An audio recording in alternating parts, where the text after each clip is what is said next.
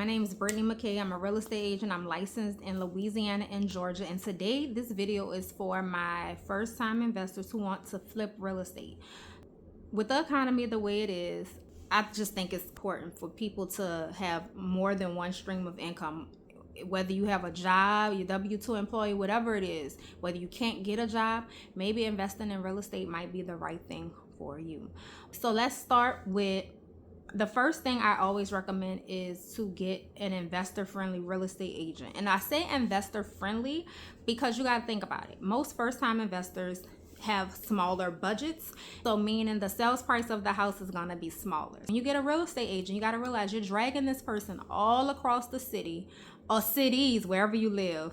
Real estate agents are paid based off commission. So you're dragging this person all around the world. At the end of the day, when you close, they're going to get a small check. So you have to have an agent that has a passion for what they are doing, because being an investment friendly real estate agent, oftentimes the checks are smaller.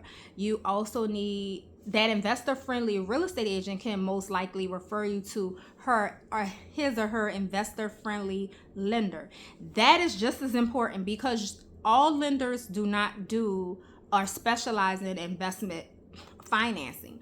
You also sometimes need your realtor and your lender to think creatively, be familiar with creative financing when you're doing investment loans, flipping, or rentals. But for this video, we're just gonna focus on flipping. Okay, it's also important that you get pre-qualified thoroughly first, because I've seen where, let's say a client comes to me already pre-qualified.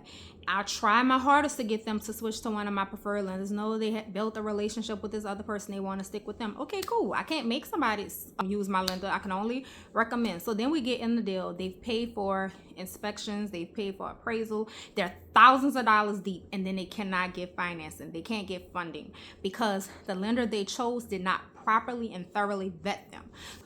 Your real estate agent trying to get you to use their lender a lot of times is because they work with this person on a regular. They know that this person is thorough, and you don't want to spend thousands of dollars just on a property just to find out at the end of the day you can't secure the property.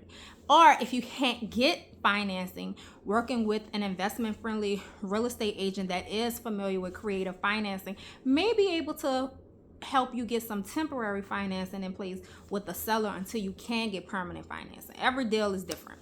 But going back to flipping, whenever you want to invest in a property to flip, another important thing for you to do is ask your real estate agent to give you the comps for the aftermarket, after renovation. Comps are properties in a close proximity, similar square footage, and similar condition. But if it's a flip, you want to see the after. You want to see presently. You want to see what the rundown houses in the area are selling for now, and you want to see what the excellent condition of the properties are selling for, because you want, when it's all about the numbers, you have to lead with revenue. If my client wants to flip a house and the house costs $100,000, I'm telling you that the houses in the area only sell for $200,000, and this house needs $200,000 in work. So that means, let's not count fees, you're all in for like $300,000. That flip does not make sense, because you're going to be in that property deeper than what you can sell it for. So that deal wouldn't make sense. So you always want to check the comps before you even go into contract. You need to know what the comps say. You also need to do your due diligence prior to going under contract. Even though you're going to have a due diligence period, don't wait to start your due diligence. You need to know roughly how much is it gonna cost to renovate this property. Just because the property needs a renovation, I also recommend for my clients to still get inspections. In Louisiana, we typically get 3 inspections: a general home inspection. I tell my clients that's like going to your general practitioner. If you go to the doctor and say, oh, my heart hurts, oh, my foot hurts, they're gonna recommend you see a cardiologist or a podiatrist. The house is the same way. Video plumbing, because we went through Katrina, and with a regular inspection, if the house is, like, say, on a slab, you can't see underneath the slab to see if the pipes have any sags or breaks. So we're going to do a video plumbing inspection. Wood destroying insects, check for any wood destroying insects. Now, if we already know it have termites, we already know it have termites. These are the 3 inspections that I usually recommend, whether you're buying a flip or a regular house. But for this video, we're talking about flips. So you want to know your numbers. You want to know, because you don't want to put more into a property that you can get out. You want to do all your numbers to know what's the true cost of buying it. You want to know your holding costs. When you're paying your water bill, you're paying your electric bill, you're paying the mortgage. You want to know the true carrying costs. You want to know how much it's going to cost you to sell, paying that real estate agent commission, factoring in any buyer closing costs, seller closing costs, your insurance to hold the property. When you first purchase a property, purchasing that builder's risk insurance policy. You want to do all your due diligence first. You want to find out before you close on a property, is the insurance on this house going to be really expensive? Because I've had people where I represented the seller and a buyer's agent has bought the property. They didn't do their due diligence after to see, because they want to flip it.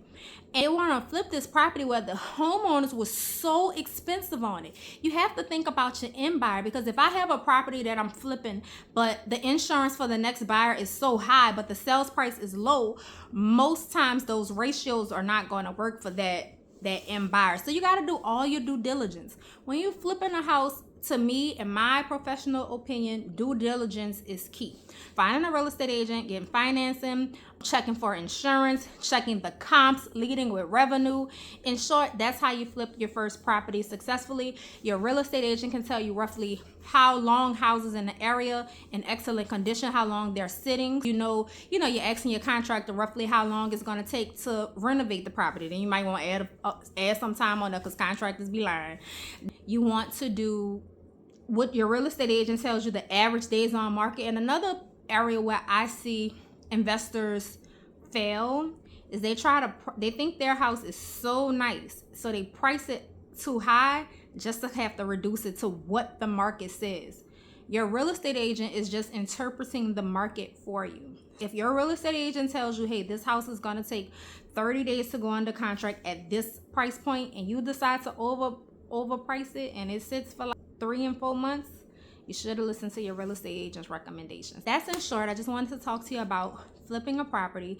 If you need any other help, you can always reach out to me. Peace out.